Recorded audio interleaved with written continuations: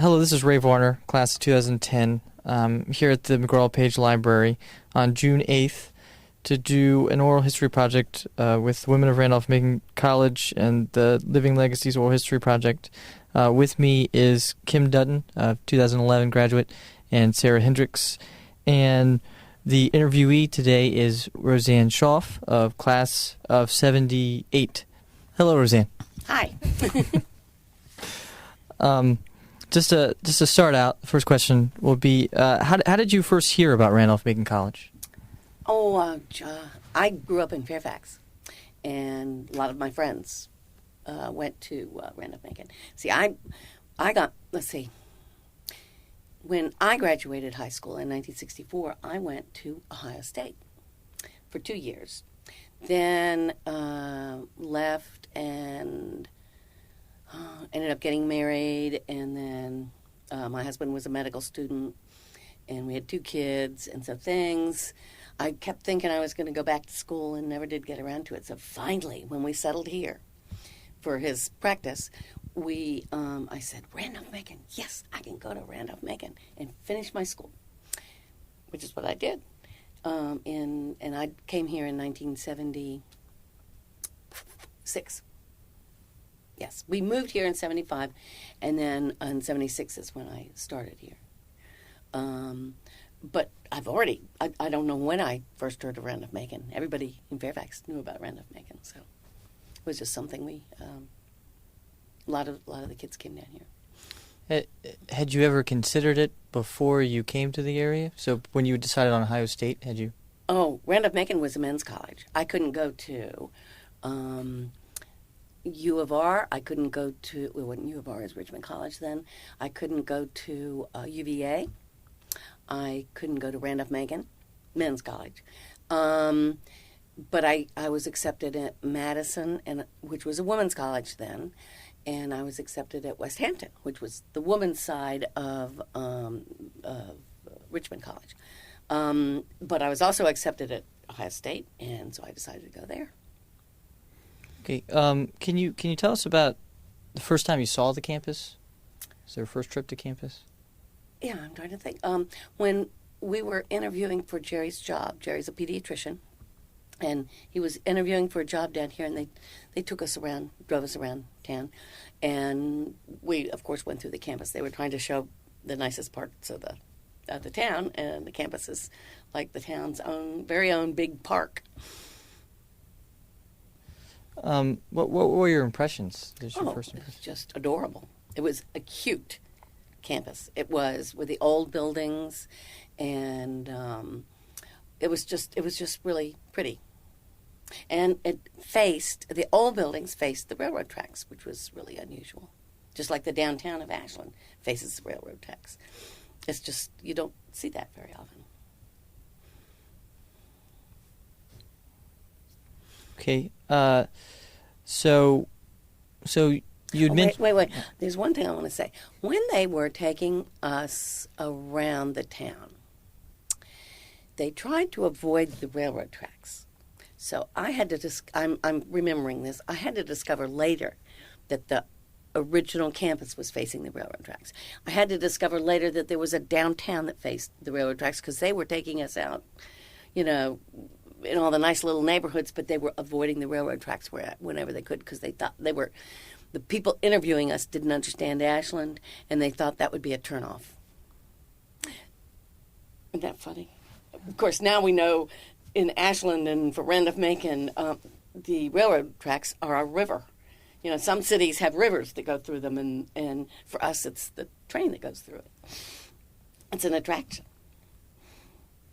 So, did the fact that, because you knew that Randolph-Macon had just gone co-ed, did that change your idea anyway of wanting to go to the college, or just the area was? Well, I'll tell you, living a few blocks away from Randolph-Macon made it very convenient to go here. However, I had a choice. I could have gone to VCU, or I could have gone here. I wanted to study history or art history, and I think I decided beforehand that I would do history. But it just never occurred to me not to apply here because it was so convenient. And I didn't even have I don't think I had a preconceived idea about it. I don't know. I hadn't really visited the campus when I was in high school, so I didn't know anything about it. I just knew it was a men's college, and that Lynchburg was a women's college, and trying to think. Well, I will tell you this. Dr. George Brown Oliver was the chairman of the history department. So I called the admissions office and said, I'd really like to apply. And will you accept transfer credits? And they looked at all my credits and stuff and said, yes, we can accept them all. But you need 5 semesters of work here. If you want to major in history because of certain things I didn't have. And so they said, you need to go over and discuss this first before we accept you with Dr. Oliver. George Brown Oliver was the chairman of the history department. And so I came over there and he interviewed me, and I had my 2-year-old with me. Here she is. That's Sarah. Sarah's a lawyer now. But she was 2 years old, and we set her on the floor in Dr. Oliver's office and gave her a piece of paper and crayons, and she just sat there and did not make a peep the whole time. She just sat there and drew scribbles. And it must have been an hour and a half. And he kept saying, but I don't understand, why aren't you applying to VCU? And I said, well, the real thing is you're closer. You're a small school as opposed to a big school, and I really got tired of a great big school at Ohio State. And,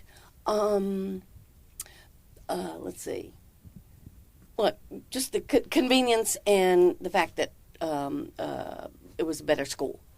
And so but the admissions office and George Oliver both kept saying, why are you applying here? We don't understand. We can accept you, but they just thought it was strange.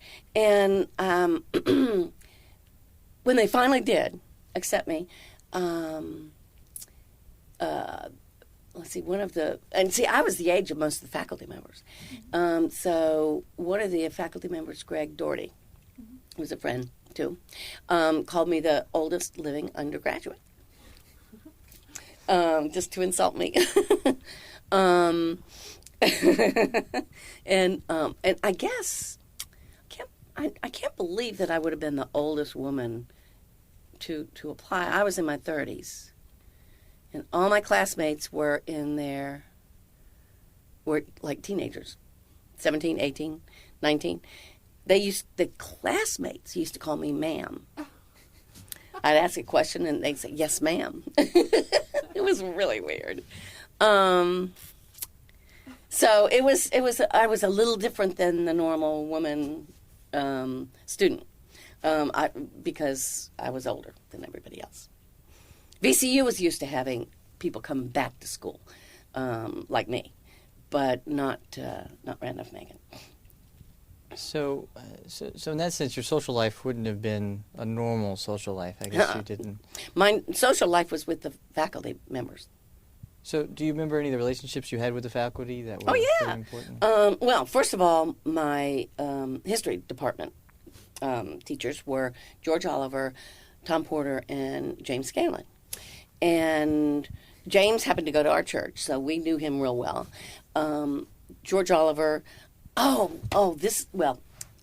talking about social life. I'll stick to social. Yeah, no. Please, please. Okay, well, about half this, George Oliver was my advisor.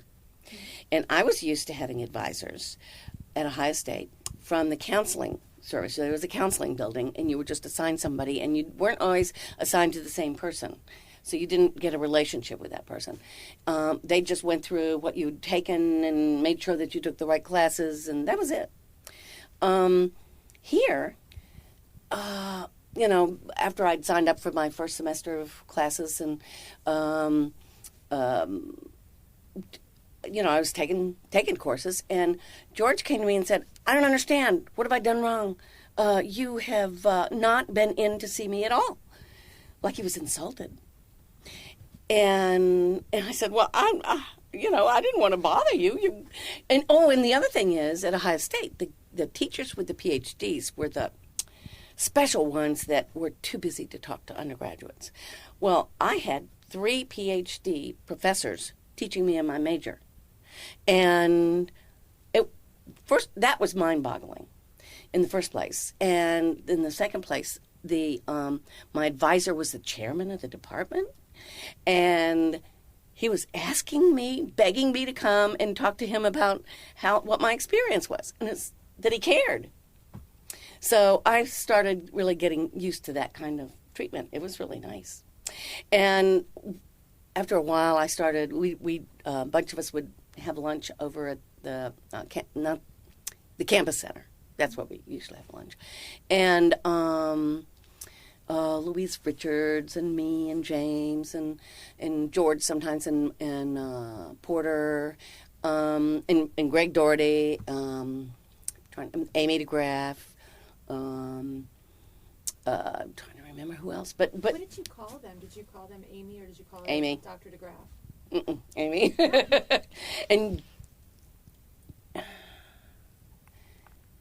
And I called George, and James. I don't know. I don't think I'm trying to think if I was in class and asked them a question, if I ever said their last name. I don't think I ever had to say professor. I just avoided doing that. But now with Mr. Offenbacher, I never called him Bob. I called him Mr. Offenbacher. And James refused to be called doctor.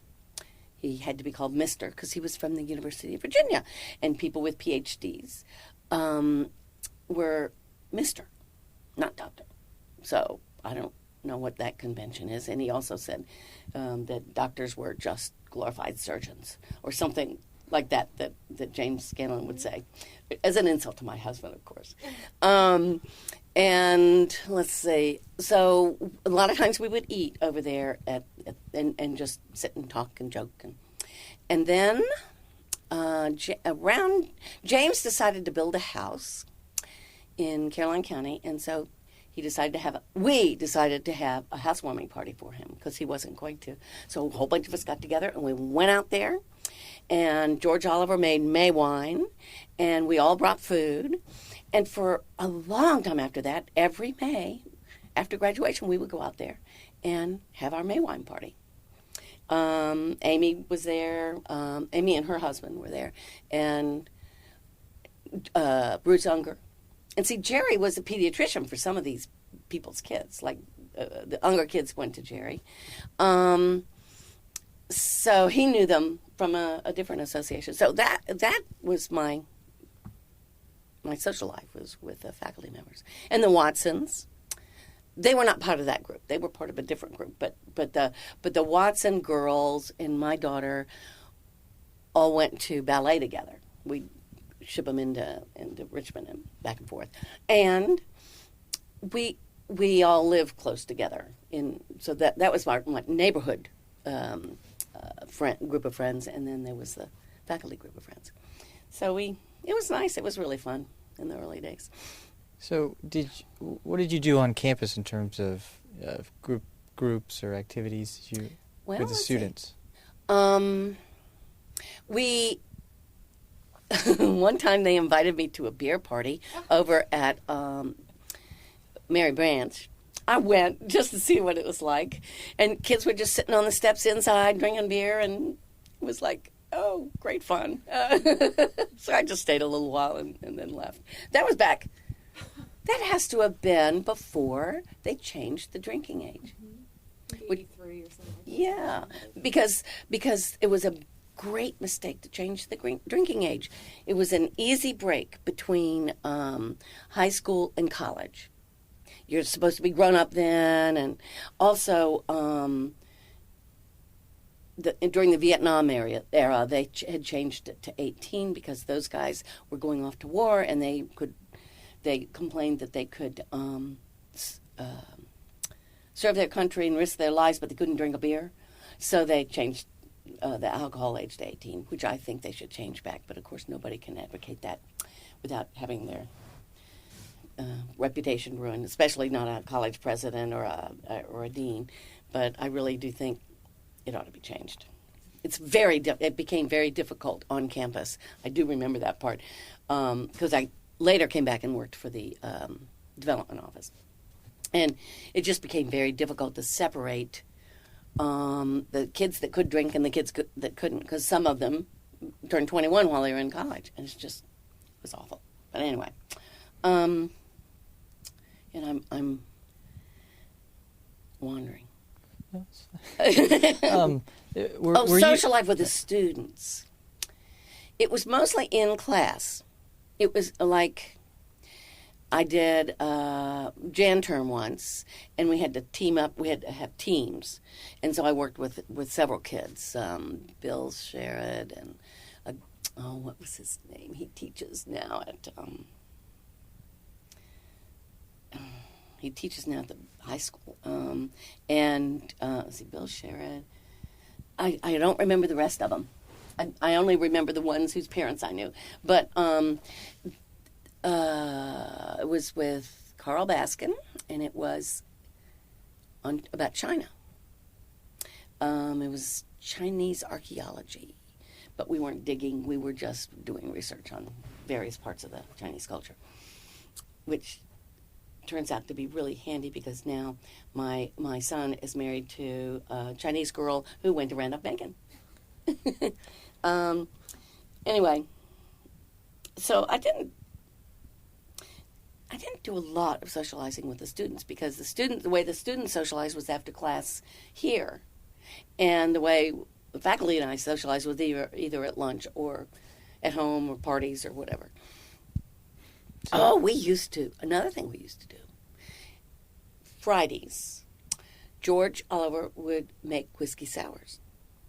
And so a bunch of us would cram into his tiny little office it was probably as big as this room, but half of it was taken up with bookcases.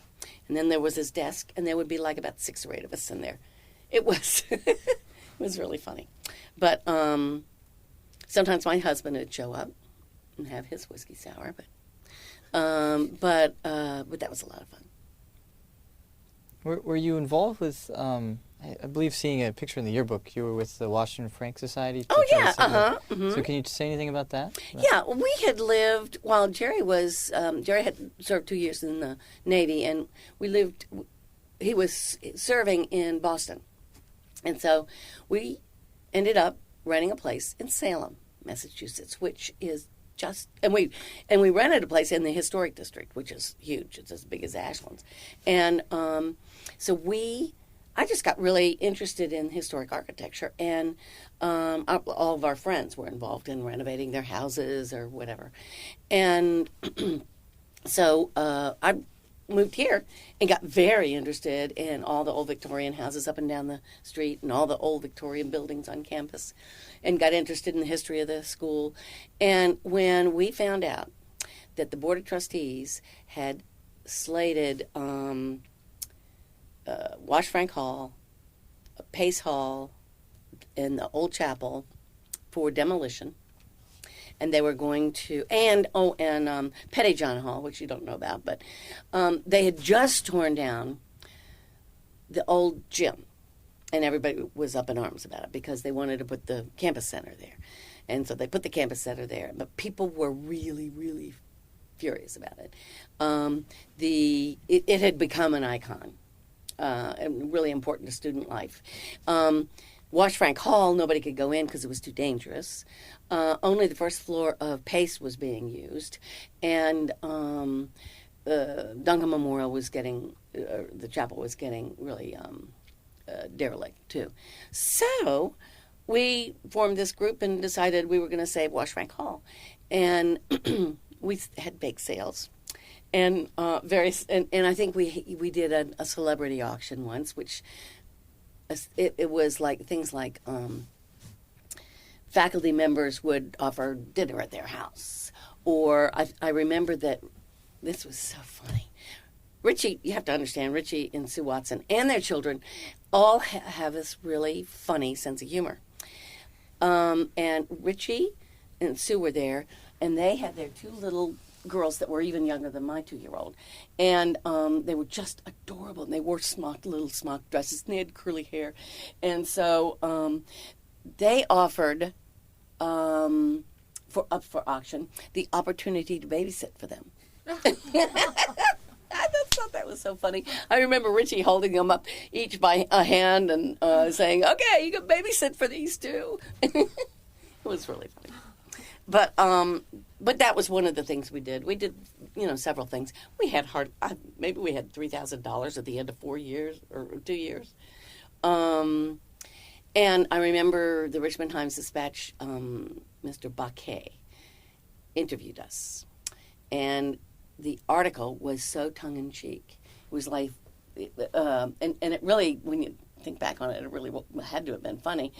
We needed millions of dollars or $1 billion at least, to renovate Wash Frank Hall. And Mr. Baquet said, "Okay, and so how are you raising money? Bake sales. How much do you make in a bake sale?" And, it's just, but really what we did was we raised awareness and made it embarrassing for the trustees to go ahead with their plans. Then, later, like at 80, I can't remember when it was. At some point, the Department of Historic Resources asked permission to put the 3 old buildings on the National Register. And we have a historic district in Ashland. That came later. But the 3 old buildings are their own district. It's a 3-building historic district because it's the historic college campus. And then, when I was working for the department, Randolph Bacon's development office, I was given the opportunity to write a grant proposal to restore it. And Jordan Wheat Lambert was the first, an early student. He was responsible for building the building. It's 1877. Yeah, and no, 72. Sorry. 72. Yeah, but he, I think it's his granddaughter, is Bunny Mellon, who is the daughter of Paul Mellon, and she had a lot of money. She did not fund it because I wrote a grant proposal. She funded it because Bill Gibson and some others went up and visited her a lot and begged her for the money. And so she said, "Okay, write me a grant proposal." And so we gave her the grant proposal, and then she used that to trigger her foundation, which was the Lambert Foundation, to give us the money. So, Of course, she's in the news these days now. I know she is. Well, anyway, so it came full circle. So it was, I felt like writing a letter to Peter Baquet and said, "Ha, ha, ha, ha, ha." We did do it. And then later they put Old Chapel and Pace Hall on the capital campaign, and they started asking for money to renovate those because Wash Frank Hall was so successful. People really enjoy it, and it's a showpiece on campus. It's a small reception hall up there, so they can, it just ended up being a gem, which, of course, we students in Wash Frank Hall, Save Wash Hall Society, we knew that already. We just had to convince the administration. So, even as a mother of children and being an older student, did they still make you take PE classes and pass the swim test? I don't remember. I think not, because I had taken so much at Ohio State.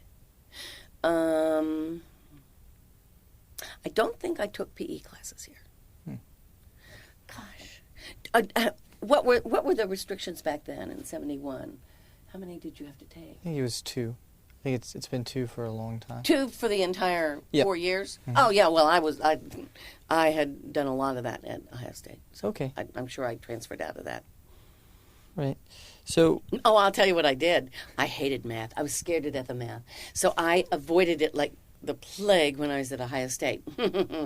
And when I applied here, they said you had to do 2 math courses, and I said, oh, I know. So that's what I did. The very first semester, I took a light course, 3 courses. 1 history course with Dr. Oliver, and then I did logic with Mr. Offenbacher, and I did statistics with Jerry Bryce, and I aced them. I was so impressed with myself. But you know what I did? I memorized the homework. I would, and that was the other thing that was so neat about Randolph Macon. Jerry Bryce would actually say to you, to the class, if you have problems with your homework, come to me. I can help you. So I took him up on it. And the class was Monday, Wednesday, and Friday.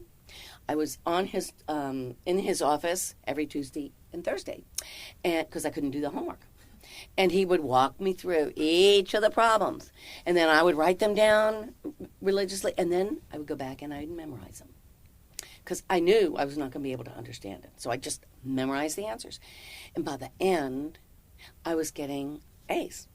That's I advise that for any undergraduate student like me that was scared.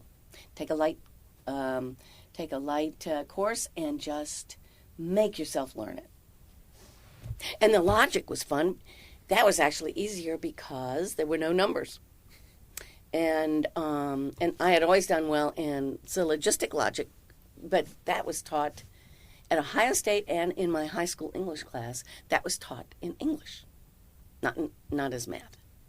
Interesting. But here it was taught as a math. So that was fun. So you came in already knowing that you wanted to be a history major, Mm-hmm. and who did you say was your advisor again? George Brown Oliver. Okay. And he was the chairman of the... So did you continue to think that history, did you finish as a history? Oh, yeah. major? Mm-hmm. Okay. Yeah. Well, see, I know a lot of students that come in as freshmen change their minds 2 or 3 times. Well, I'd already been through that because I was going to be a designer at Ohio State. Took a few design courses and thought, this is not for me. And then I took some art history classes, and I said, oh, this is sort of fun. I took some history classes and then dropped out. And then I took various classes, 1 class at a time throughout the years, the 10 years that intervened. And they were always art or history classes. So then I just decided I really did like history. Did you take any art history classes here? I think not. I did do for one Jan term, I did with Buster and Jack Witt. I did a music and art impressionism class, which was a lot of fun. But I think that was about as close as I got to art history. Do you have any questions about her? What other classes? Did you have a lot of requirements? You had math requirements, but did you end up having to take like a bio lab or anything? Oh, no. I'd already done that at Ohio State. It's basically just what you wanted to. Yeah, maybe that's why I liked it so much. Excuse me. Once Jan term, we'd saved up the money so that I could take a Jan term class, and I decided, and they told me I didn't need to take it. I had plenty of credits and stuff, and I didn't need. So I bought. We saved the money and bought a painting by Nancy Witt, Okay. and it was really fun. It sits above my fireplace today. Her husband taught here at a time. You've seen the Sundial Boy? Okay, that was Jack Witt. And he made, when I graduated, my parents paid him to do 2 little statues of my children, little brass statues about that big. Of course, he did Bojangles down in Richmond. And he I know did. that's Wade Temple is the model. Wade? Or one of his kids? Wade? Wade Temple, I guess. That was done before he died, yeah. Oh, for Kind of a neat... I never knew that. Well, you know who the model for the Sundial Boy was. One of John Longacre's boys. I can't remember which one, but it was one of his kids. Yeah, I better not say. It was just one of the kids. So. What else? What you asked me? Other classes. English. I took one time. It was really fun. I was taking James Scanlon's 18th century American history and Marsteller's 18th century English literature. And it was so neat because all the information coincided. And finally, at the end of the semester, both classes decided to get together, and we had an 18th century party at Marsteller's house. And I did the research to figure out what kind of food they would eat. And all they'd eat was roast beef, peas, no salad, no nothing else. Roast beef and peas and maybe potatoes. And then after dinner, the women would have left the room, and the men would have cracked nuts and drunk Madeira wine. So I went up to a liquor store up in D.C., and we found just the right Madeira. And so we had that. And then the party sort of broke down after that because Marsteller turned on it's sort of karaoke for instruments. You know, it's the background music and you can play your instrument. And he played the saxophone. So he played the saxophone to his jazz thing, and we all danced. It was really fun. And my kids were there, too. And because his kids were the same age as my kids, so that was fun. And I think we embarrassed the students. I bet. Mm-hmm. Any more questions about? Let's see, other classes. English. I never. These are my regrets. I did not take a linguistics class from Mr. Who taught that? The curmudgeon. Proud to be a curmudgeon. I was going to say James Scanlon. Just kidding. Yeah. No. No. I'll think of it in a minute. And let's see. I'm sorry I didn't take a linguistics class.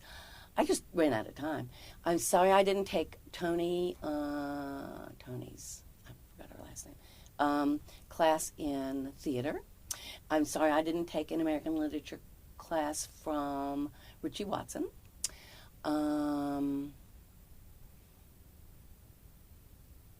Yeah. But I'm glad I took the Early Republic seminar from James Scanlon, and the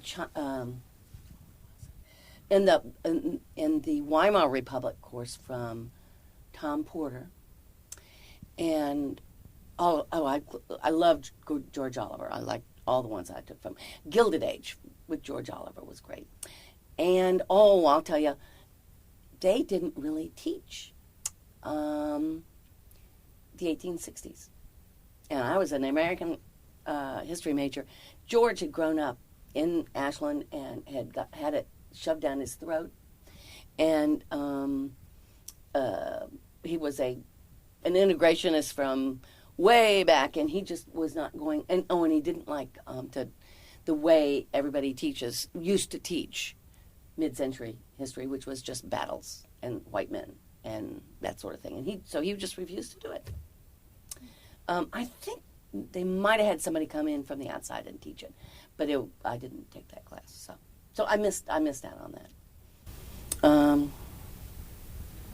Sort of an older student who was kind of looking in on the students in particular. I mean, since women were so new on campus, did you notice any, growing pains about that? Did you hear the faculty? Oh yeah, talk about it? I think that Mr. Offenbacher was very displeased. He dealt with it though, and he was very polite to the girl students. But I do know that from my professors, friends, that he was not in favor of it at all. And I think there were a few others that were like that, but they dealt with it. Besides, when we moved here in 1975, the economy was bad, and they were worried that the school was going to have to close down. They had fired a lot of the professors because they didn't have money to pay them, and it was sort of a really bad approach to fiscal discipline. Firing the professors that they had promised, if you're here for 7 years and you do okay, then we'll let you have tenure. Well, they didn't, and it demoralized the faculty. So finally, I think they changed people on the board of trustees, and the president left, and a new president came, and that was Liddell Payne. Liddell Payne had a different attitude about how to pick things up, and the economy was improving. So Liddell was just very positive, and his wife. And so from that time on, it just started picking up. And, the college has had its ups and downs, but I don't think it'll ever close down. Knock on wood.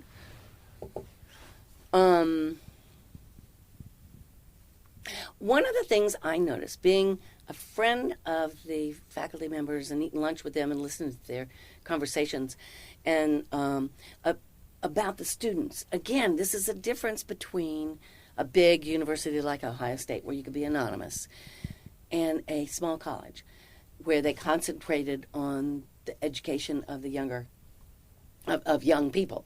They would say things like, have you noticed Jim Jones? He just seems to be moping an awful lot, and he just hardly pays attention in class. And I wonder what's going on with him.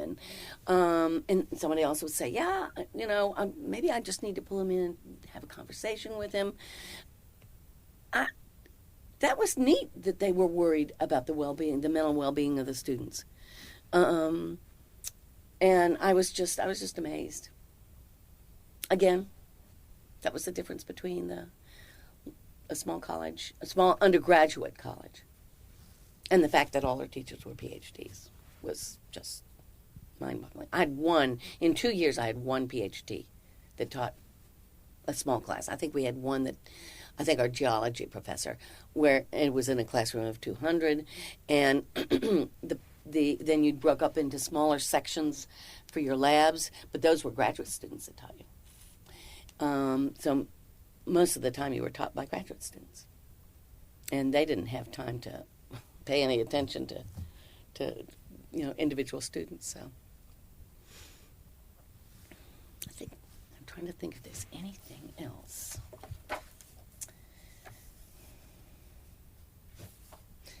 Oh yeah, while we were there, for several years in a row, we had the Preservation Hall band come. And they set up in the gym, and they would fill the gym. People would come from all over, and they'd end with marching around the gym, and everybody'd come down from the bleachers and march around with them with umbrellas and whatnot. Second line. What? It's called the second line. Is that right? Mm-hmm. Oh yeah, because you were down there. You knew about that. I'm just trying to, and I think while I was there, they had Mr. Hugh Scott come, and they did a whole weekend on China, because that was just when China was opening. So there was Chinese opera, there was several lectures about China, and a big Chinese dinner that you paid money and came. It was a fundraiser sort of thing. It was just really, really nice. It was fun. It was quite an experience back then. I'm looking to see if I can remember any of the other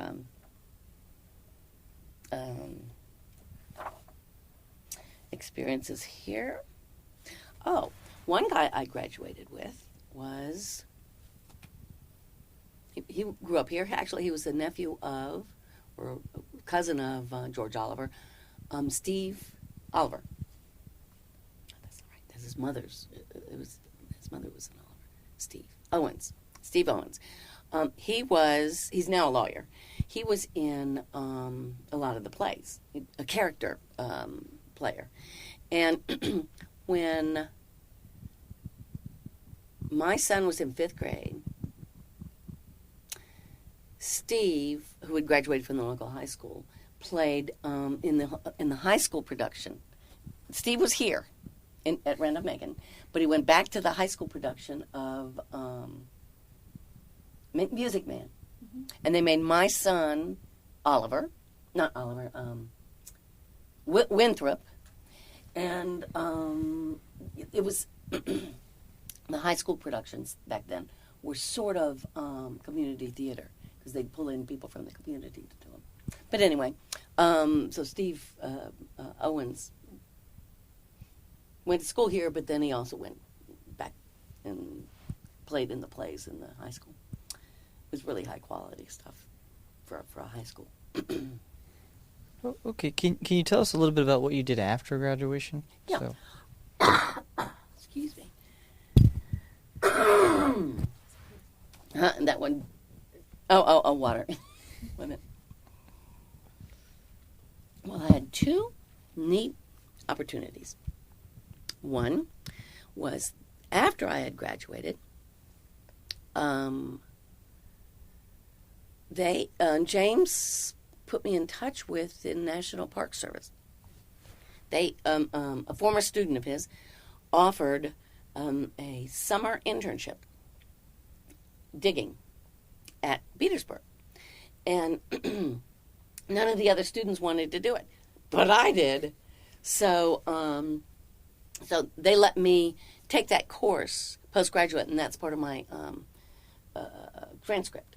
So I spent the summer driving up every day to Petersburg and digging in 100-degree weather, no trees, but it was fun. It was a wonderful experience. So I did that with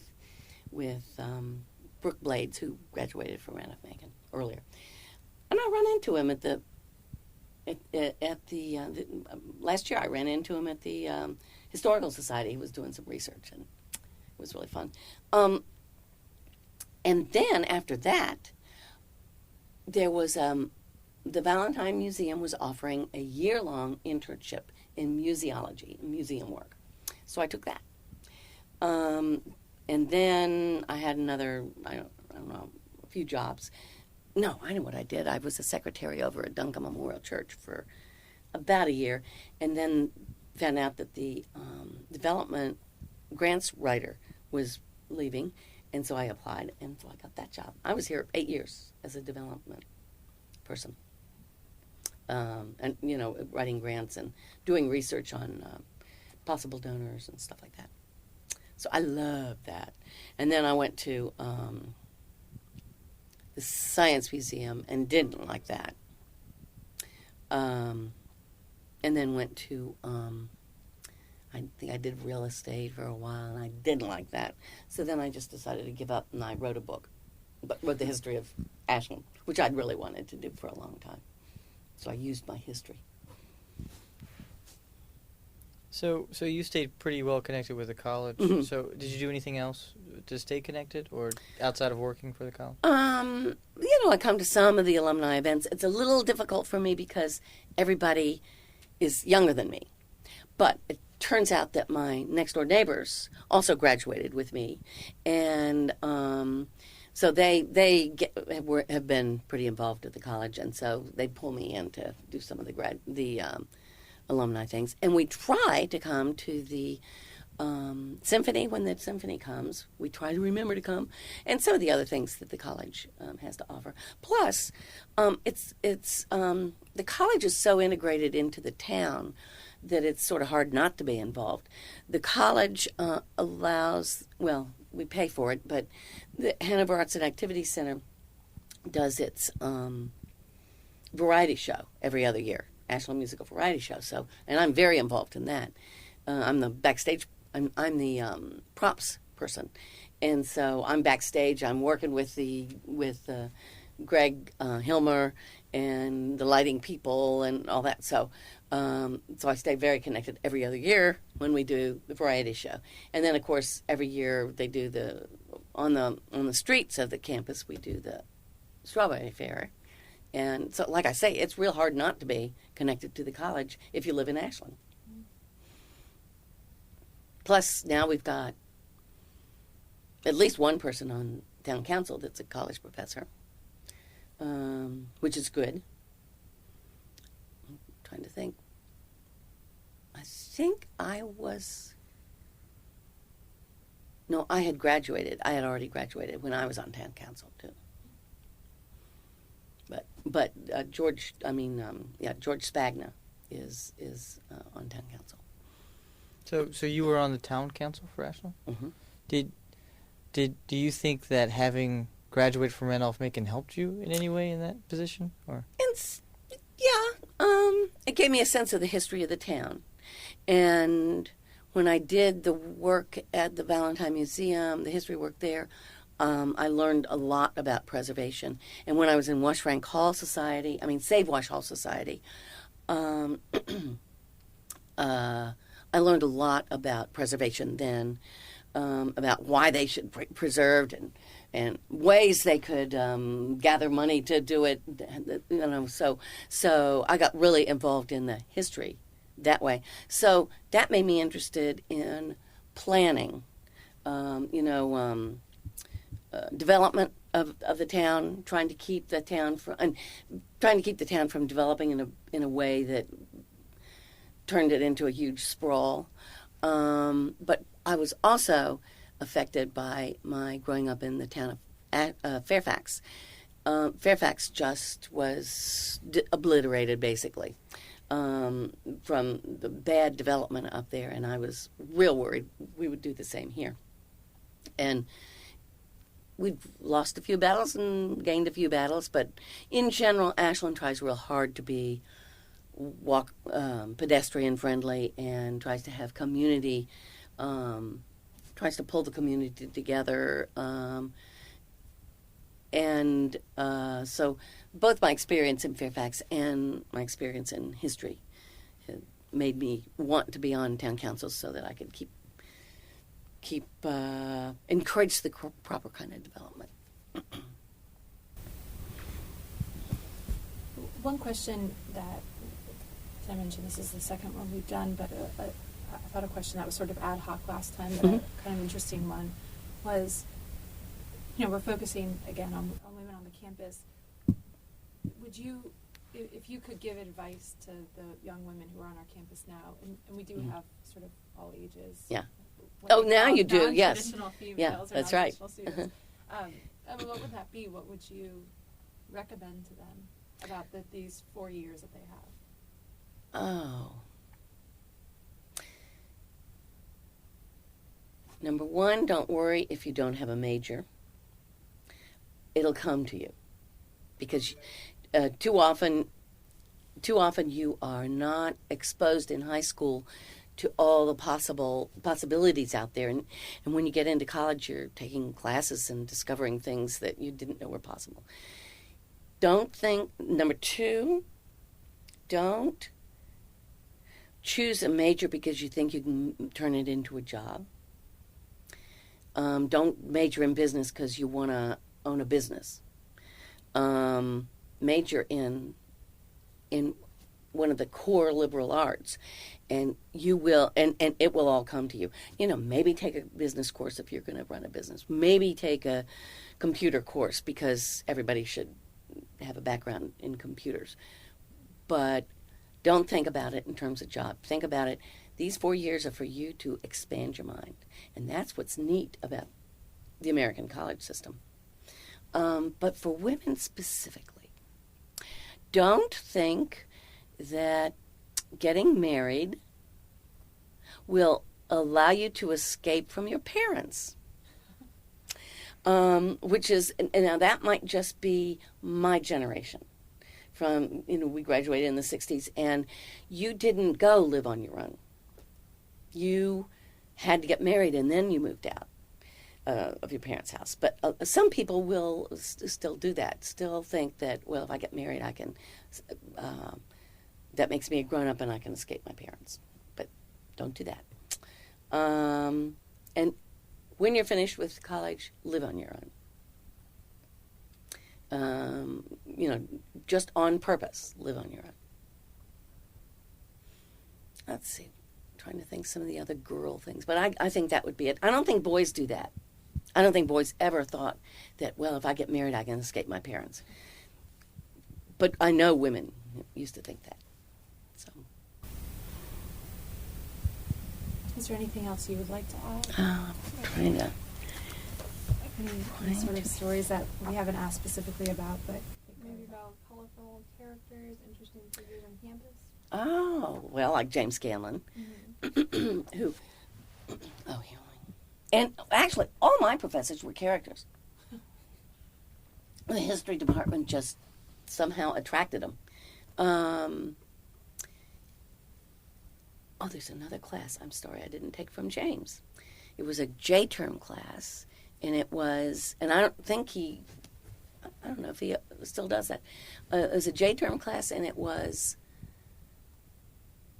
Revolution. Mm-hmm. Do you remember that? I've heard about it. I Yeah. don't think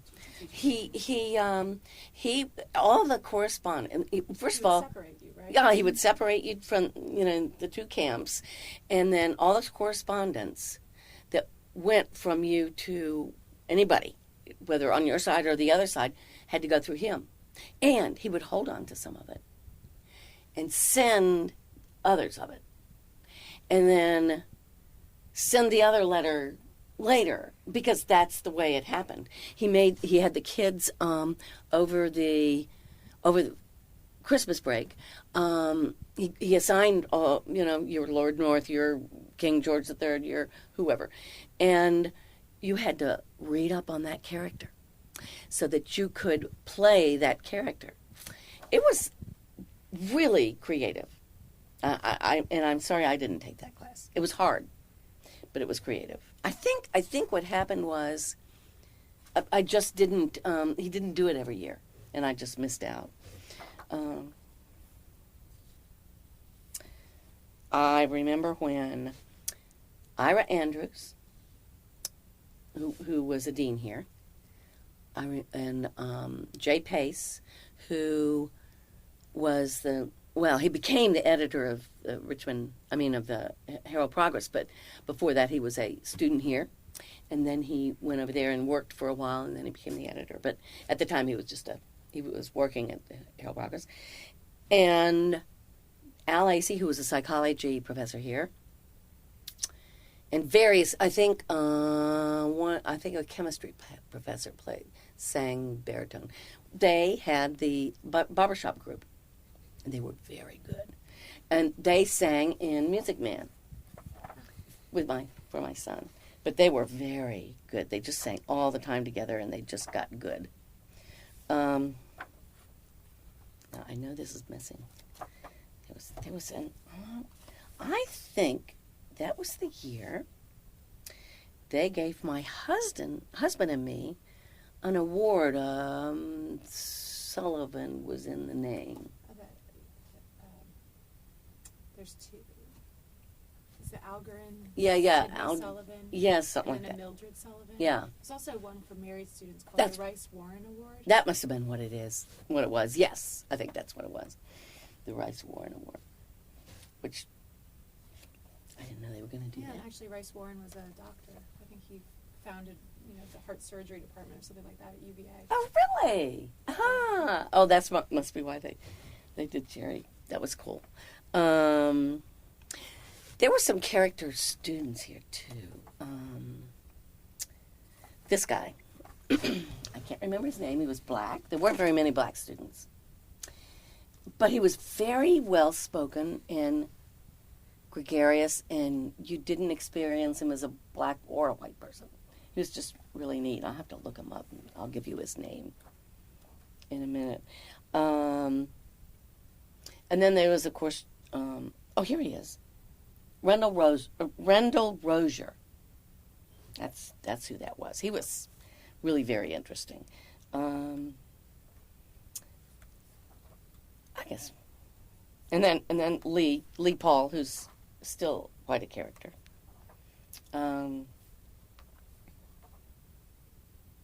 So were you on TV when they did the Good Morning America or whatever? Oh, yes, yes. We live next door. So, yes, they did the weather report in our front yard. It's exciting. Yeah. And they interviewed some people on our front porch. They used our front porch for interviews. I remember turning on and seeing Cheryl Lindgren. What? Yeah, yeah. No, that was fun. That's a whole different story. Are you a member of the Women's Club of Ashland? Yes. And that came out of all the people I knew in, at Randolph Macon, the wives, who were, in 1896, I think, several college graduate women who lived in Ashland, and the president's wife, Eppie Duncan, and they got together and decided to have a literary club. They call it Current Events Club, is what they called it at the time. And then they eventually called it the Women's Club of Ashland. And so there were a lot of these clubs. I did the history of it, so I know.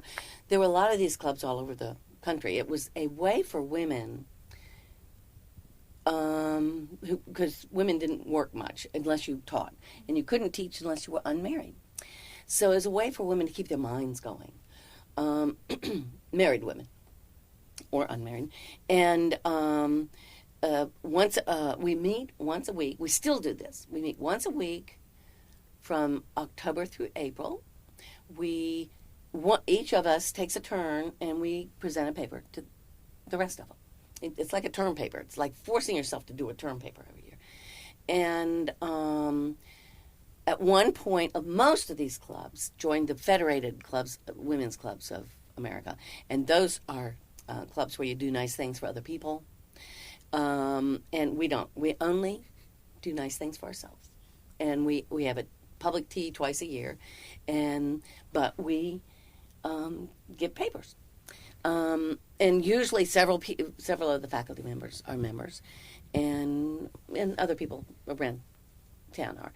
And that is why I wrote the book, actually, because I got interested I told you, in the history of the town, of the buildings in the town. So I would take, and I learned how to do this in that archaeology class.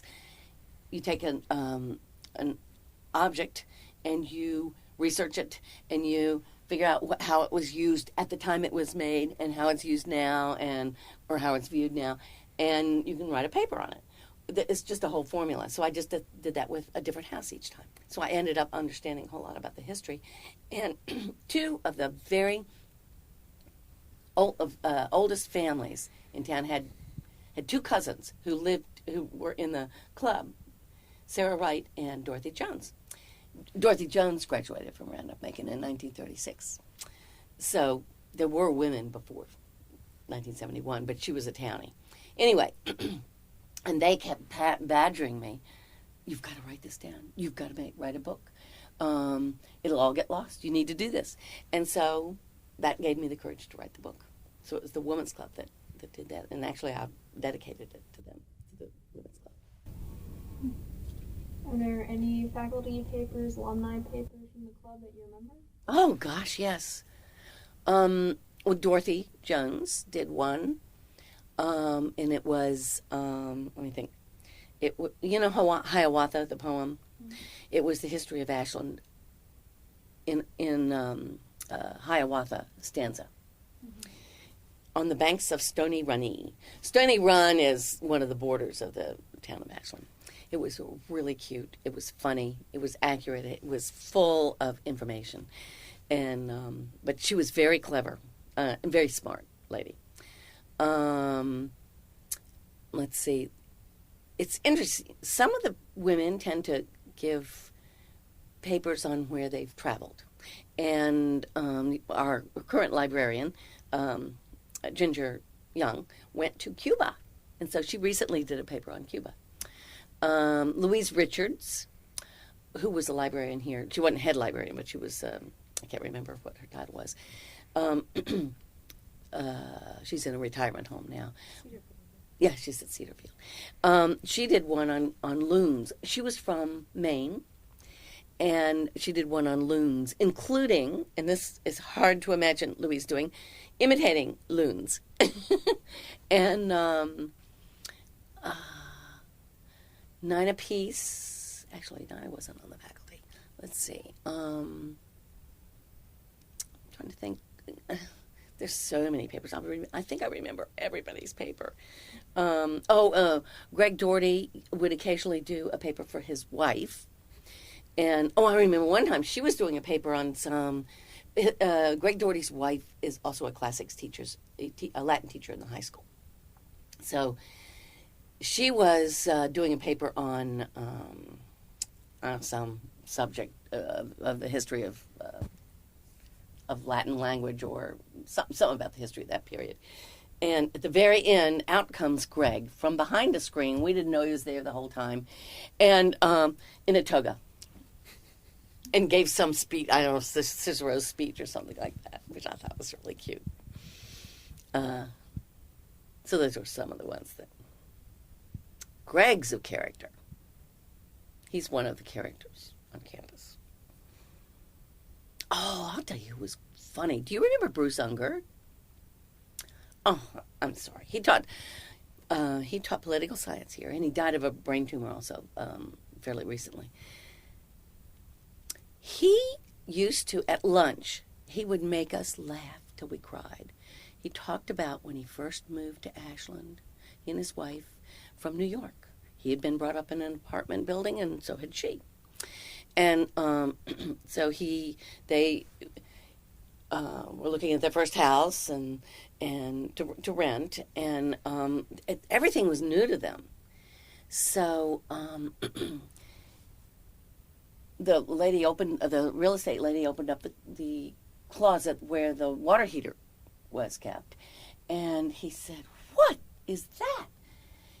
And she said, "It's a water heater. Where do you think hot water comes from?" And he points to the faucet. You just don't think. And then once he was driving his mother and father around the countryside, just because they just didn't tend to go outside of New York.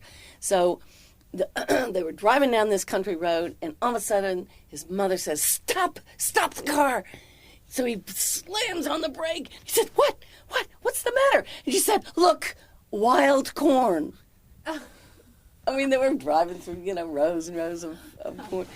So I can't tell it like he did, but he was so funny. So that was another character. You better not ask me any more questions. I'll keep going forever. It's wonderful. And thank you so much. Yeah. I guess that's...